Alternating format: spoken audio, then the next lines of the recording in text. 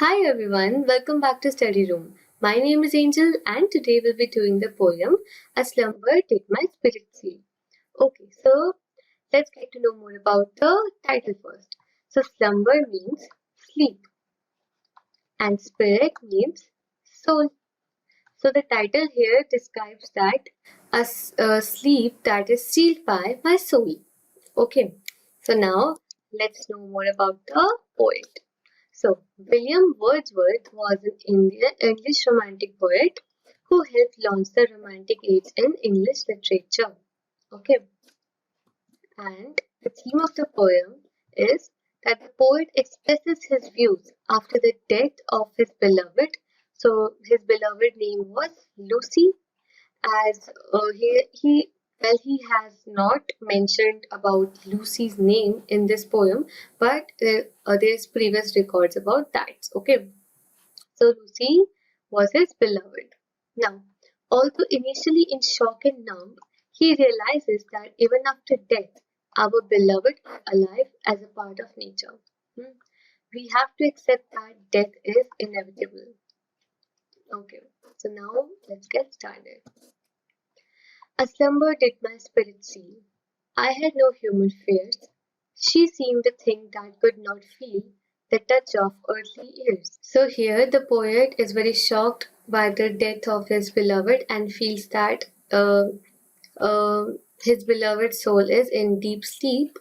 But on the other hand, she seemed a thing that could not feel the touch of earthly years. But on the other hand, she seemed a thing that could not feel the touch of earthly years, which means that he believes that she is not affected by anything now because she is dead now. Okay, so no motion has she now, no force, she neither hears nor sees, rolled round in earth's diurnal course, with rocks and stones and trees. So here the poet is saying that his beloved can't even move, can't even hear, can't see anything. She can't feel because she is dead. But also she is now rolled round in earth's diurnal course with rocks and stones and trees. And also now, on the other hand, his beloved is now part of the earth, which means that she will stay immortal in the memory of the poet. And also, here the rolled round in earth's diurnal course means, so diurnal means daily. Okay, and earth's diurnal course is the rotation that earth does on its axis. Okay, that is the earth's diurnal course. Now here the poet is telling us that first of all, poet is Christian, so what it does when a person dies, so they bury them in a coffin, okay, just like that, okay, and under the ground. So here that's what the poet is saying, that his beloved would be buried under the ground, and that's why when the earth will roll and roll or rotate on its axis and have its diurnal course, so his beloved will also roll with the rocks, stones, and trees. The author is first of all very shocked by the death of his beloved. He never thought that he took her for granted and never thought that she would die so soon and so suddenly, and now he realizes this, that death is inevitable, and he accepts that his beloved is now dead and not alive, and that she is not affected by anything, and she can't see, can't feel anything, has no force, nothing is there, but she is now a part of earth and will always be immortal in the poet's memory forever. Okay, so this is the whole meaning of the poem. So this was a very short poem and also quite easy. So now let's have again a quick explanation. So the poet is shocked by the death of a loved one and feels that his soul had gone into a deep sleep. On the other hand, his beloved is not affected by anything as she is dead.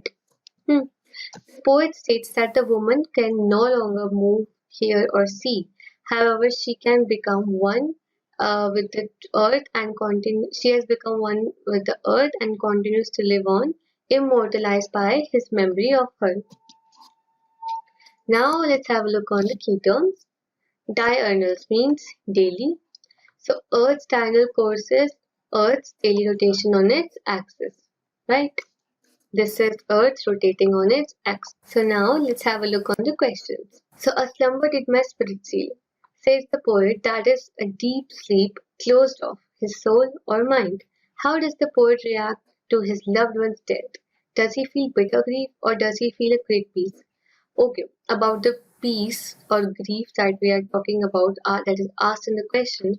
First of all, what we read in the poem is one thing, that the poet was very shocked. He was very sad, and he took his beloved for granted, that he never thought that she would suddenly pass away. So, and all with all these meanings, everything. What do you guys think? What kind of grief is it? Was it a bitter grief or a great peace? What do you think? Think about it and answer it. The passing of time will no longer affect her, says the poet. Which lines of the poem says this? Okay, so if you have read the poem and listened to it very carefully, so you will know what the answer is, right? Now, how does this poet imagine her to be after death? Does he think of her as a person living in a very happy state, a heaven, or does he see her now as a part of nature? In which lines of the poem do you find your answer?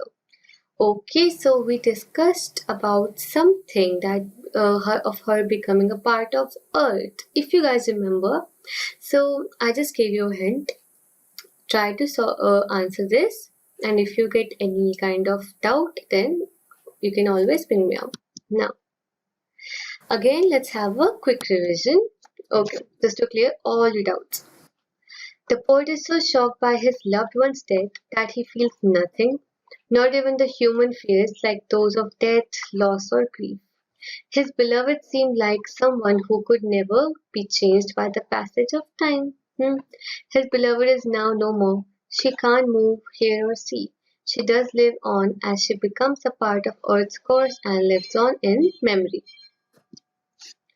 The poet believes that although death can bring about grief, it is important to accept that death is inevitable. It is important to move on, just like our loved ones do. Our loved ones do not die as they live on in memory, and become one with Earth, becoming part of its diurnal course. So, with this, our chapter is now ended, and I hope and expect that you guys have paid full attention to it and have learned everything well. So, we'll meet in our next video. Till then, keep learning, keep studying. Bye.